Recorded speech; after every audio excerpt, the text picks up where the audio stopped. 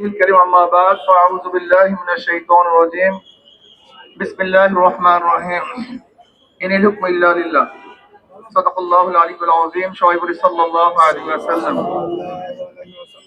ইসলামী আন্দোলন কর্তৃক আয়োজিত আজকে সমাবেশে সম্মানিত সভাপতি শ্রদ্ধাভাজন ওলামায়ে কেরাম সর্বস্তরের জনগণ ভাইয়ের আমার, আজকে আমাদের দাবি কি ইতিমধ্যে আপনারা শুনেছেন। আমাদের দাবি হলো জুলাই সনদের আইনি ভিত্তি দিতে হবে। এটা সকলের দাবি, এটা শুধু আমাদের দাবি নয়, জনগণের দাবি। কাজী এটা দিতে অসুবিধা কোথায়? কাদের ইঙ্গিতে দিচ্ছেন না? আমি মনে করি ভারত চায় না জুলাই সনদের আইনি ভিত্তি দিতে। তাহলে আপনারা কি ভারতের আশা এবং আকাঙ্ক্ষা প্রতিফলন ঘটাচ্ছেন? আমরা অবশ্যই দাবি করব জুলাই সনদের আইনি ভিত্তি দিতে হবে।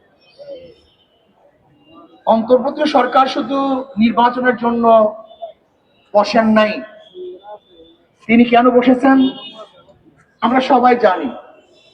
সংস্কার, বিচার, নির্বাচন। আপনি সংস্কার না করে কিভাবে নির্বাচন দেন?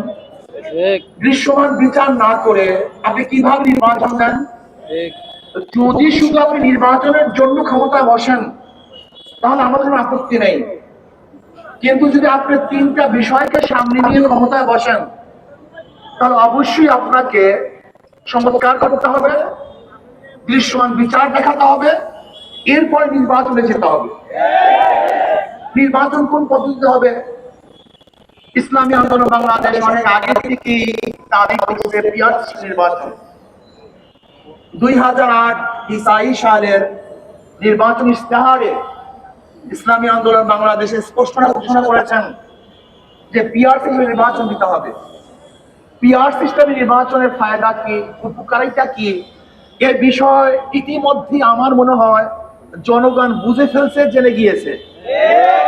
এমনকি বর্তমান জরিপে দেখা যায় 80% জনগণ পিয়ারের পক্ষে। পিয়ারের বিপক্ষে কিছু নাই তাই বলবো না। ঔষধ যখন সেবন করি সেখানে লেখা থাকে এর প্রতিক্রিয়া কি, সাইড এফেক্ট কি আছে।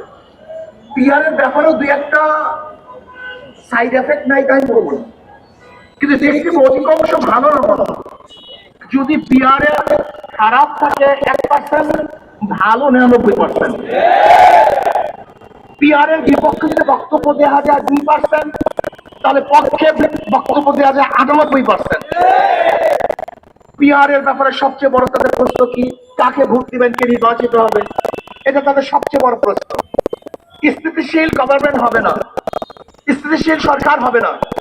আমি তাদেরকে প্রশ্ন করতে চাই, ধরে নেন আজকে যে পদ্ধতিতে নির্বাচন হচ্ছে সেখানেও যদি এককভাবে কেউ সংখ্যাগরিষ্ঠ অর্জন না করে, সংখ্যাগরিষ্ঠ না পায়, তাহলে সেই পার্লামেন্টের অবস্থাটা কি হবে? সেটা দুর্বল পালাবে। যদি কোয়ালিশন সরকার গঠন করতে হয় সে পার্লামেন্ট তো দুর্বলই হয়। তাই বর্তমান পরিস্থিতিতে পদ্ধতিতেও তো দুর্বল পার্লামেন্ট হওয়া সম্ভব। আর পিয়ার সিস্টেমে নির্বাচন দিতে বিএনপি আপত্তি থাকারই কথা না, কারণ তাদের একজন উঁচু পর্যায়ের বক্তা বক্তব্য দিয়েছেন, উঁচু পর্যায়ের নেতা বক্তব্য দিয়েছেন যে 90% ভোট তাদের। যদি 90% ভোট তাদের হয় তাহলে তারা আসন পাবে 270-এর উপরে।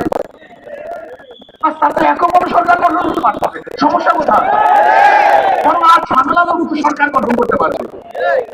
পিয়ারসি নির্বাচনের ব্যাপারে খোদ বিএনপি বক্তব্য দিয়েছেন। কি বলছেন?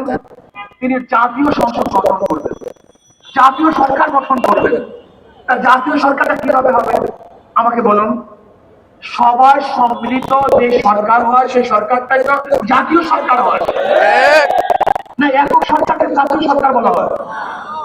যেহেতু সবার সম্মিলিত সরকারকে জাতীয় সরকার বলা হয়, আর পিয়ার পদ্ধতি তো সমস্ত দলের, সমস্ত মতের, সমস্ত আদর্শের মানুষের সংসদে যাবে। সেহেতু বিএনপির বক্তব্য অনুযায়ী তো পিয়ার সিস্টেম নির্বাচনের প্রয়োজন। পিয়ারসি নির্বাচনের সবচেয়ে বড় ফায়দাটা কি? পেশিস তৈরি হবে না, কালো টাকা সরাসরি হবে না, পেশির শক্তি ব্যবহার করতে পারবে না, ভোট চিন্তাই হবে না, কাউর ভোট বিফলে যাবে না, পড়বে না। সব দলীয়, সব আদর্শের, সব মানুষের সংসদ হবে, যেখানে থাকবে মুসলমানদের প্রতিনিধি, হিন্দুদের প্রতিনিধি, খ্রিস্টানদের প্রতিনিধি, সেখানে দেখবে ডান বাম সমস্ত প্রতিনিধি সেখানে থাকবে। রাস্তায় আন্দোলন করতে হবে না, আমাদের আলোচনা হবে সংসদের মধ্যে। রাস্তা চিল্লাচিল্লির কোনো প্রয়োজন নেই। আজকে অনেকেই বলতেছেন যে অমুকের নেতৃত্বে আজকে যুগপৎ আন্দোলন। আমি ওই সমস্ত পত্রিকা সাংবাদিক বন্ধুদেরকে বলবো, সাংবাদিকতা শিখেন। যুগপৎ আন্দোলন প্রত্যেকের জায়গা থেকে করে, কারণ নেতৃত্ব করে না।